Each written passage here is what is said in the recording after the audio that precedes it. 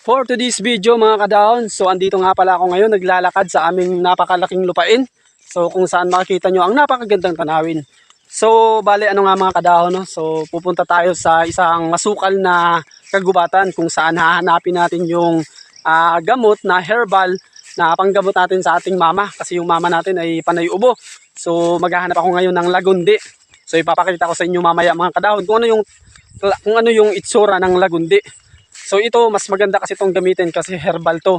Di katulad ng mga capsule. So mas mabisa talaga yung herbal kaya samahan niyo ako mga kadahon sa vlog natin ito na hahanapin natin yung lagundi. So maya mga kadahon pag nakarating na ako doon update ko kayo no. So hanggang dito na lang muna yung vlog natin no. So hanggang dito na lang no. Bye. Kaya yata doon. So bali ano nga mga kadahon no. So dito tayo maghahanap ng lagundi. Ito sa part na to. Yan no. So masukal na kasi ito dito eh. Ito yung kagubatan namin dito sa probinsya namin dito sa Masbate. Ayun no. So update ko na lang kayo pag nakakita na ako ng lagundi. Papakita ko sa inyo yung herb na lagundi na sobrang bisa kapag ginamit mo. So hindi naman agad-agad matatanggal yung ubo mo, pero mababawasan ang pag-ubo mo. Yun lang no. So no, mga bukid namin mga kadahon no. So masarap tayo dito sa probinsya. Kung wala kang pera at wala kang pambili ng gamot, mag-herbal ka lang. Solve ang problema mo. Yun lang mga kadahon no.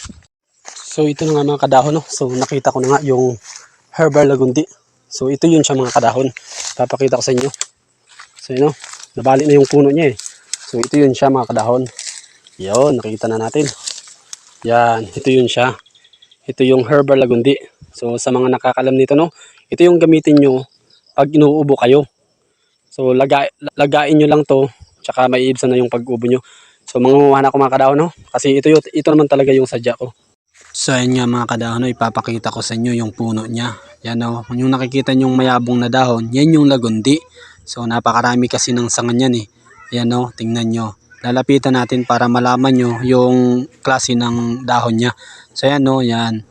Yan, pagmasdan nyo ng mabuti, baka sakaling makatulong din ako sa inyo sa mga may sakit dyan na umuubo, may mga plema. Yan yung lagain nyo lang. Pakuluan nyo sa tubig. Yan, gamot talaga yan. Mabisa yung gamot sa ubo. So yan yung lagundi, no? So kaya dapat maging familiar kayo sa mga dahon na yan. So sa mga taga-probinsya, alam din naman nila yan. So yan no, ganda ng puno niya no. Dami siyang sanga.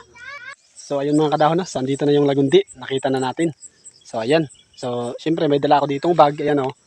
Dahil dito ko na lang siya ilalagay.